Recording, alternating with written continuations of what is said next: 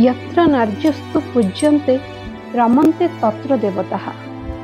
किंतु आम भारतर परिस्थिति देखी आज ये श्लोकटी उच्चारण करने को मु कुंठा बोध करुछि।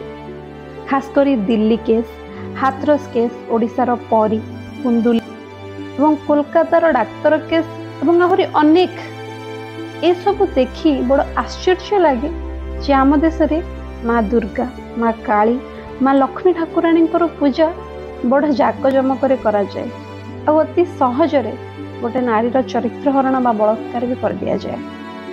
कौन झील जन्म पाइबाटा सतरे गोटे अभिशाप कि?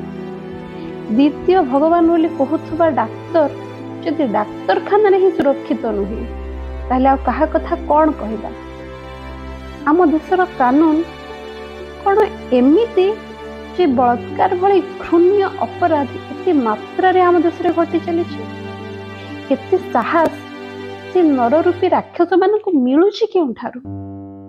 जेतेबेले से माने बलात्कार भली गोटे घृण्य अपराध करबा को जानती निजर झियो, माँ, भौणी, स्त्री को कथा कौन टिकी भी से मानकर मने पड़े नहीं? कौन एथिपे आमर पुरुष प्राधान्य समाज बा पेट्रियार्की दायी? टिके भावन्तु तो जेतेबेले आम झियो माने कोनोसी पब्लिक ट्रांसपोर्ट रे यातायात करूथाउ जदि कहार कोनोसी पुरुषर शरीर आम देहरे टच भी हो जाए भूल रे भी ताले हमको बहुत ऑकवर्ड फील करे। एटा गोटे झियो ही अनुभव करि पारे। थरे भाबिले जो झियोटी सहित एई बलात्कार भली घृण्य अपराध होथबो तार बिना अनुमति रे एही जने तार शरीर को बारंबार खराब भाव रे छुंथबो, से खराब काम करि चलिथबो, ताको केमिति अनुभव होथबो एटा त हम ताको सिंपैथी देई परिबा, हमें तो अनुभव भी करि परिबानी से केमिति ताको लागुथबो। तेणु करी एई भली घृण्य अपराध रो कोन सजा देई परिबा? आमे तो नुह किंतु न्यायालय, पुलिस, आमर सिस्टम, सरकार कौन एमानकर एटा दायित्व नुहे जे जेतेबेले किए भी एभली घृण्य काम करुची निजर माँ, निजर भौणी, निजर स्त्री, निजर झियो प्रति जदि एमती हेई थांता ताले से माने कोन एही भली भाबरे चुप रही थांते, एते दिन समय नै थांते?